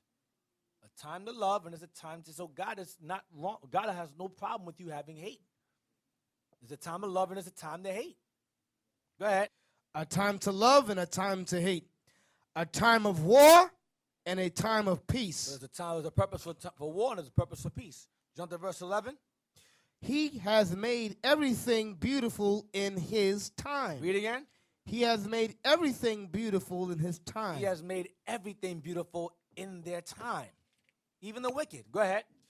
Also, he has set the world in their heart, so that no man can find out the work that God maketh from the beginning to the end. So, I mean, man can't understand the Most High's works.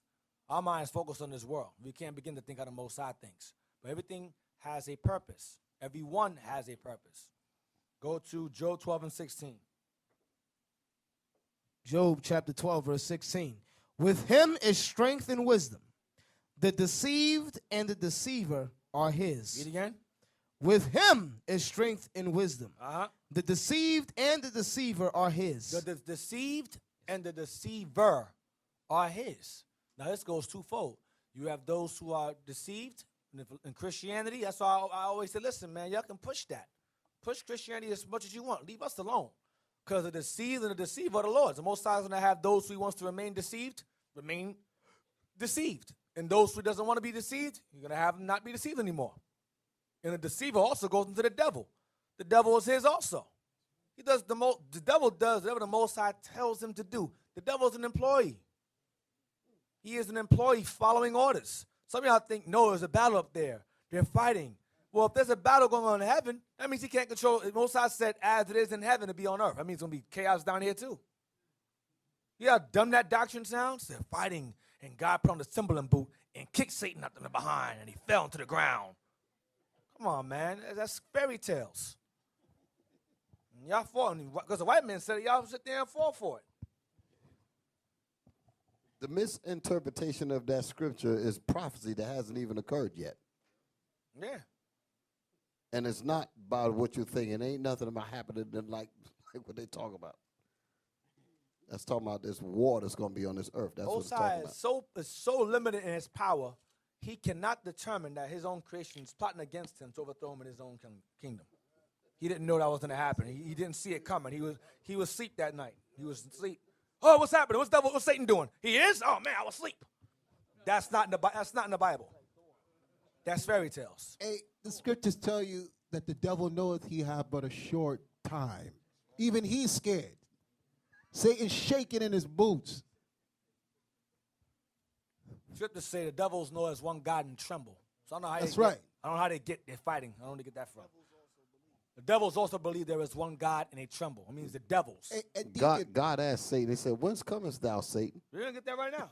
We're reading that right now. 1 Kings 22 and verse 19.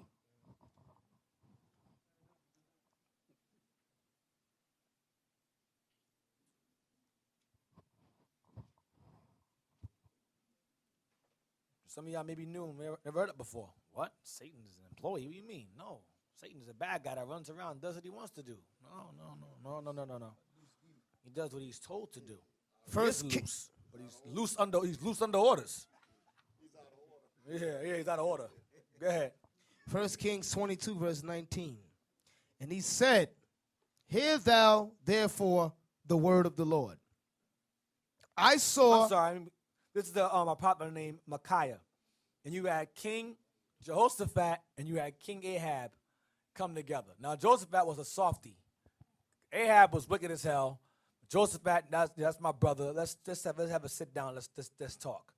Then there was Ahab had his prophets come and speak well of him.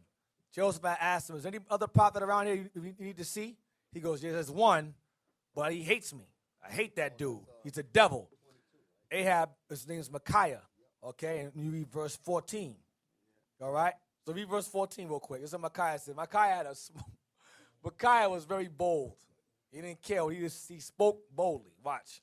And Micaiah said, as the Lord liveth, what the Lord saith unto me, that will I speak. Because the false prophets of King Ahab told him to say what they wanted him to say.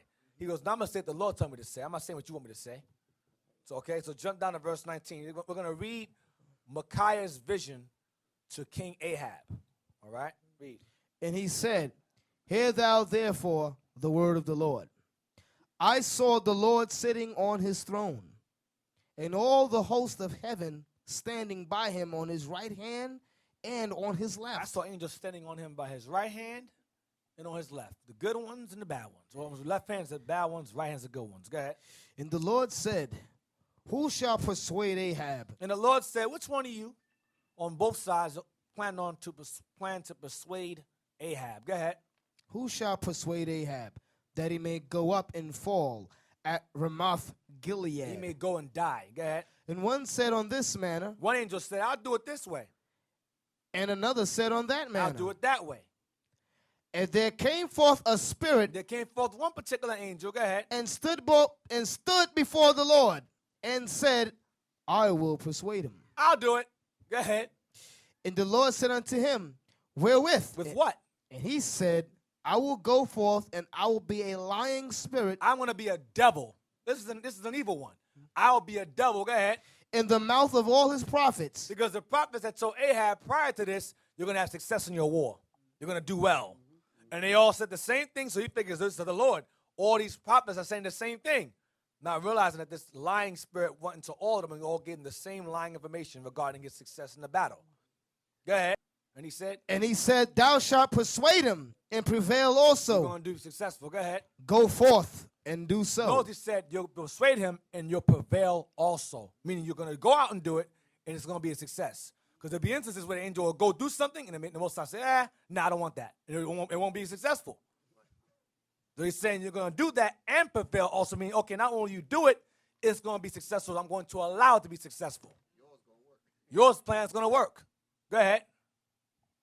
Now therefore, behold, the Lord hath put a lying spirit in the mouth of all these prophets, all these thy prophets. Who did it? Now therefore, behold, the Lord hath put a lying spirit in the mouth of all these thy prophets. And the Lord hath spoken evil concerning thee. Now you read later on, the guy comes and smacks Micaiah in the face. And he said, what spirit made me do that? He said, tell me who slapped you. Tell me what spirit told me to smack you in the face. Okay. This is crazy, man. Hey, but Micaiah was still talking reckless Micaiah to spoke him. reckless He after said, that. you're going to see who smacked you. You're going to see who's You're going gonna to see see. the spirit. Yep. Let's get 1 Chronicles 21, verse 1. We're almost done. 1 Chronicles 21, verse 1, real quick. We're almost done. 3 more to go, and that's it. 1 Chronicles chapter 21, verse 1. Just to clear up the confusion, if anyone's confused, watch this. And Satan stood up against Israel and provoked David to number Israel. It's a sin to have a census. I'm going to say it again. It's a sin to have a census regarding Israel. You're not supposed to count Israel at all. David was moved by Satan to do it. Now, why was Satan move David to number Israel? There's a reason behind everything. I said earlier, this whole class is based upon purpose. Right? Read on. David sent to Joab and to the rulers of the people, go number Israel from Beersheba even to Dan, and bring the number of them to me, that I may know it. Go ahead. And Joab answered, the Lord make his people 100 times so many more as they be. There's almost too many of us. Go ahead. But my lord the king, are they not all my lord's servants? What difference does it make? Do they not all serve you? Why you care about how many there are for? Because he's trying to help that brother. Says he cannot say, no, I'm not going to do it. Yeah. So he's trying to help that brother. Said, what? They are your servant It's going to anyway. say it. It's going to say it. It's going to say, leave it alone. Go ahead. Why then doth my lord require this thing? Go ahead. Why will he be a cause of trespass to Israel? It's wrong to do this, David. Go ahead. Nevertheless, the king's word prevailed against Joab. Hey, listen. Go number them now. I don't care what you have to say. Go number them right now. Go ahead.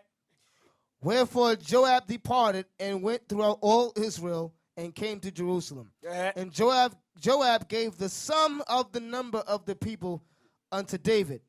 And all they of Israel were 1,000,000. It's 1,000,000. And 100,000 men that drew sword. Over 1,000,000. Go ahead. And Judah was 410,000 men that drew sword. But Levi and Benjamin counted he not among them. He didn't count Levi and Benjamin. He didn't count all of them. Go ahead. For the king's word was abominable to Joab. Pissed them off. Because I'm not counting all these people. This is wrong. I ain't doing it. Joab was rebellious. I ain't doing none of that. I'm doing that. I'm going to count this, them, and that's it. I ain't counting anybody. This is evil what David is doing. There's something wrong with David. Joab said, what the hell wrong with David got spirits on him. Yeah. That's what he said. David got. I ain't doing that. David got spirits on him. Go ahead. And God was displeased with this thing. Now, wait a minute. Now, God was mad for him for David doing this. Because Satan moved him, right? Remember verse 1. Go ahead. And God was displeased with this thing. Therefore, he smote Israel. So out of the Lord's anger, he smote Israel for what David did. Go ahead. And David said unto God, I have sinned greatly. What have I done? Go ahead. Because I have done this thing. I shouldn't have done this. But now I beseech thee, do away the iniquity of thy servant, for I have done very foolishly. And the Lord spake unto Gad, David's seer, saying. So David had prophets. It's David's seer. Go ahead. Go and tell David, saying, thus saith the Lord, I offer thee 3 things. I'll give you 3 options, David. Choose thee one of them. Out of the 3, choose one. That I may do it unto thee. Go ahead. So Gad came to David and said unto him, thus saith the Lord, choose thee. Either 3 years famine, or 3 months to be destroyed before thy foes, while that the sword of thine enemies overtaketh thee, or else 3 days the sword of the Lord, even the pestilence in the land, and the angel of the Lord destroying throughout all the coasts of Israel. So the angels bringing forth famine, bringing forth death. Go ahead. Now therefore advise thyself what word I shall bring again to him that sent me. Yeah, so figure it out. Which one you want to do? Kill all Israel, run for enemies, or pestilence. Which one you want? Which 3? You figure it out, and I'll come back and you come out with an answer. Go ahead. And David said unto Gad, I am in a great strait. I don't know which one to pick. They're all bad. This is bad regardless. This is difficult. Go ahead. Let me fall now into the hand of the Lord. You know what, Lord? You decide. I don't. That's too hard. 3. That's just all 3 are bad. Go ahead. For very great are his mercies, but let me not fall into the hand of But men. of over 3, don't let me fall into the hand of no man. Just pick. Just choose. Go ahead.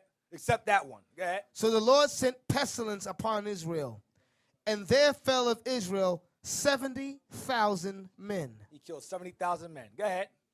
And God sent an angel unto...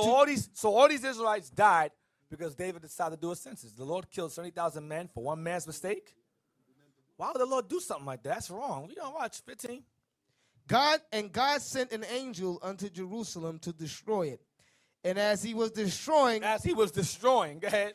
The Lord beheld, and he repented him of the evil. That's enough. And he said to the angel that destroyed, it is enough. That's enough. They had enough. Go ahead. Stay now thine hand. Put your sword back. Put your sword away. Go ahead. And the angel of the Lord stood by the threshing floor of Ornan the Jebusite. Now, read verse 1 again real quick. Verse 1. Yep. And Satan stood up against Israel and provoked David to number Israel. Just 2 Samuel 24. And Satan stood up against, right? 2 Samuel 24. Don't be confused now. Hey, what is it showing you that Satan could jump on anybody and Yeah. cause you to do things that's not right? You Yeah. understand? And make you think certain ways. But the key thing is that you got to catch him. You know, Satan could jump on any one of you brothers. And the thing about it is, when we tell you brothers, yo, you got Satan on you, you all better believe that what we know what we saying. You know, don't think, say, oh, no, I ain't got the devil on me. No, listen. What we read in here, Satan could jump on anybody, man. You know, David, he said David was beloved above by the Most High. And Satan still jump on him and allow him to do what? To number the people. We're going to find out why, though. We're going to find out why. 24:1 is the reason why he made him do it. 24 verse 1. 2 Samuel 24, verse 1. Remember, Satan raised up against Israel through David to do that unlawful census. Watch this. And again, the anger of the Lord was kindled against Israel. Stop. That's why. Israel was pissing him off. So the Lord said, who can I use to have my vengeance be brought upon them? Oh, I know. I'll use David. I'm going to have David do it. Go ahead, read verse 1 again. And again, the anger of the Lord was kindled against Israel. Uh-huh. And he moved. And what? And he moved. And the Lord moved. Go ahead. David against them to say, go number Israel and Judah. I thought Satan did it. I thought Satan did that. Now we know who the Lord moved to move David to do it. Satan, go move David to number them people over there. Yes, Lord. Yeah, I don't want to. Christianity says, I don't want to. I'm out of here. Get out of here if I kick you in the ground. No, that's not in the Bible. He moved David. He moved Satan. Satan, go move him and do so-and-so and prevail also. That's what happened. Read on. It's going to say it. For the king said to Joab, the captain of the host, which was with them, go now through all the tribes of Israel, from Dan even to Beersheba, and number ye the people, that I may know the number of the people. Uh-huh. And Joab said unto the king, now the Lord thy God add unto the people, how many soever they be, 100-fold, and that the eyes of my lord the king may see it. But why doth my lord the king delight in this thing? What am I going to do this for? What's the point of this? Go ahead. Notwithstanding, the king's word prevailed against Joab and against the captains of the host. It wasn't just Joab that's saying no. His captain saying, Lord, why? What are we doing this for? We number him for what? Go ahead. And Joab and the captains of the host went out from the presence of the king to number the people of Israel. You know, Joab didn't do it. Joab went and left Benjamin and Levi out. He said, this is wrong. I'm not doing this. I'm getting myself in trouble. This David's business. Go ahead. And they passed over Jordan and pitched in Aroer, on the right side of the city that lieth in the midst of the river of Gad, and toward Jazer. Uh-huh. Then they came to Gilead, and to the land of Tatanhad, Tatamashai, and they came to Dan Jain, and about to Sidon, and came to the stronghold of Tyre and to all the cities of the Hivites and of the Canaanites. And they went out to the south of Judah, even to Beersheba. So when they had gone through all the land, they came to Jerusalem at the end of 9 months and 20 days. Long time. Go ahead. And Joab gave up the sum of the number of the people. You know how annoying that is? Not on each door. How many are in here? All right. David's simple as hell. All right, how many in here? All right. This is evil as hell. Why are we doing this? It's 9 months. This is 9 months. 9 months, let's say. 9 months and 20 days of walking around on foot. They had no bus or car. They walk, they riding the horse all that time, traveling around. Go ahead. They're pissed. And there were in Israel 800,000 valiant men that drew the sword, and the men of Judah were 5,000 men. Excuse me, and the men of Judah were 500,000 men. And David's heart smote him after that he had numbered And he the realized, yo, why'd I do that? I shouldn't do that. They came back to his senses. The devil came off Because of him. Satan said, you on your own. I'm out. You messed up. Go ahead. And David said unto the Lord, I have sinned greatly in that I have done. And now I beseech thee, O Lord, take away the iniquity of thy servant, for I have done very foolishly. For when David was up in the morning, the word of the Lord came up unto the prophet Gad, David's seer, saying, Go and say unto David, thus saith the Lord, I offer thee 3 things. Choose thee one of them, that I may do it unto thee. This earlier. Go ahead. So Gad came to David and told him and said unto him, Shall 7 years of famine come unto thee in thy land? Or wilt thou flee 3 months before thine enemies, while they pursue thee? Or that there be 3 days pestilence in thy land? Now advise and see what answer I shall return to him that sent me. Now he's saying 7 years, I believe, because I know in Chronicles it says 3 years. There's 4 more added on. That's another class. That's chapter 20. What's it at? First Chronicles 21. What's it at? Anyway, 21 explains why it says 7 years. It's going Chronicles 21. Where it goes into 4 plus 3 more years. It's another class. I'll go into another time. Go ahead. So Gad, and David said unto Gad, I am in a great strait. Let us fall now into the hand of the Lord, for his mercies are great. And let me not fall into the hand of man. Right, read that earlier. Go ahead. So the Lord sent a pestilence upon Israel from the morning even to the time appointed. And there died of the people from Dan even to Beersheba 70,000 men.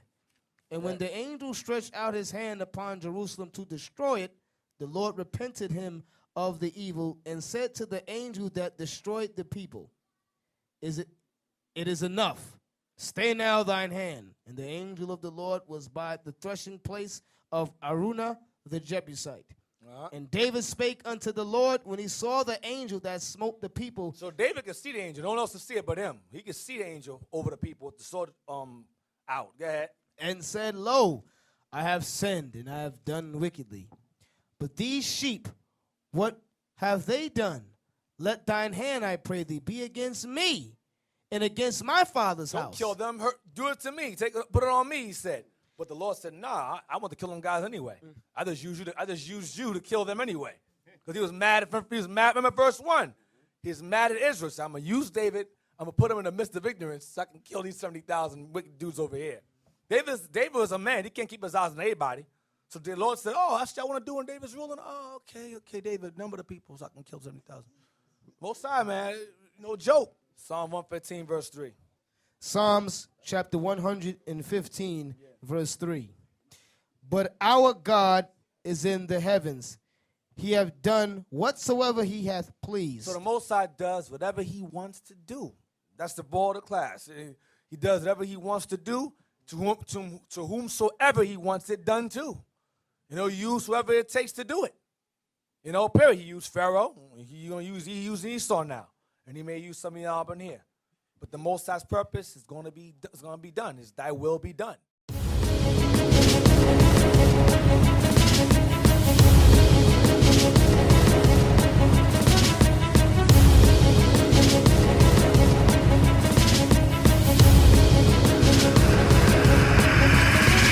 Shalom, Israel. I'm Elder Nathaniel of Israel United in Christ.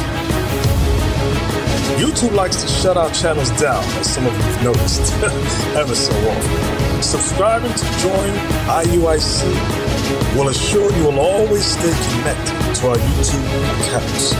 We want to do our best to make sure this truth gets out. Please click and join our subscriber YouTube channel called Join IUIC to stay linked to all of our videos. So again, please make sure you subscribe to this Join IUIC channel to get your latest updates from all our YouTube channels. Shalom.